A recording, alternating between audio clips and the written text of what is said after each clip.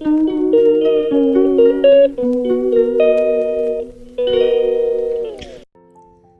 Hello welcome back to my channel. ನಾನು ಮಹಾಲಕ್ಷ್ಮಿ.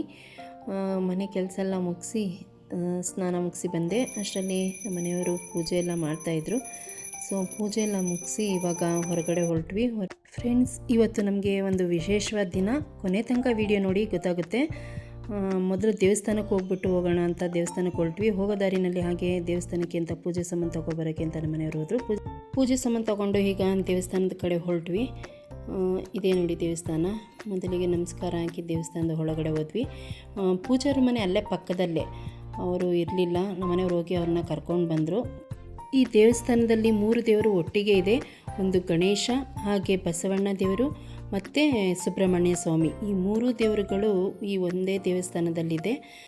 ಬಸವಣ್ಣನ ಮನೆ ದೇವರು ಕೂಡ.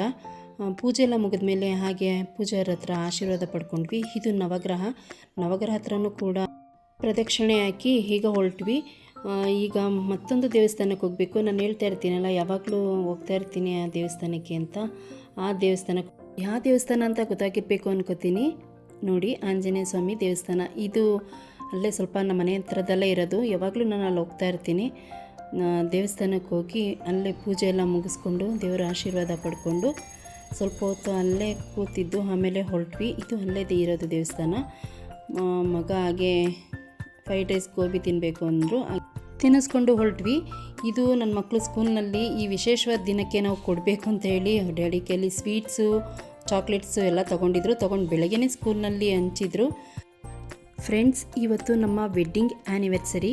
ಸೊ ಅದನ್ನು ಆಚರಿಸೋಕ್ಕೆ ಅಂತಲೇ ಇಲ್ಲಿಗೆ ನಮ್ಮ ಮನೆಯವರು ಕರ್ಕೊಂಡು ಬಂದಿದ್ದರು. ಕರ್ಕೊಬಂದು ಕೇಕ್ನ ಚೂಸ್ ಮಾಡ್ತಾಯಿದ್ರು, ಯಾವ ಕೇಕ್ ತೊಗೊಳ್ಳೋದು ಅಂತ. ಸೊ ಅಷ್ಟರಲ್ಲಿ ನಾನು ಹಾಗೆ ಒಂದು ವಿಡಿಯೋ ಮಾಡ್ಕೊಳ್ತಾ ಇದ್ದೆ. ವಿಡಿಯೋ ಮಾಡಿಕೊಂಡು ಸೊ ಕೊನೆಗೂ ಒಂದು ಕೇಕ್ ಚೂಸ್ ಮಾಡಿ ತಗೊಬಂದರು.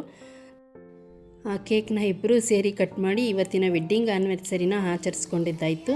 ಇದೆಲ್ಲ ಮುಗಿಸೋ ಅಷ್ಟರಲ್ಲಿ 10:30 ಆಗ್ತಾಯಿತ್ತು. ಸೊ ಈಗ ಮನೆ ಕಡೆ ಹೊರಟ್ವಿ. ಫ್ರೆಂಡ್ಸ್, ಈ ವಿಡಿಯೋ ಇಷ್ಟ ಆಗಿದ್ದರೆ ಒಂದು ಲೈಕ್ ಮಾಡಿ, ಶೇರ್ ಮಾಡಿ, ಹಾಗೆ ಸಬ್ಸ್ಕ್ರೈಬ್ ಆಗಿ ಫ್ರೆಂಡ್ಸ್. Thank you all.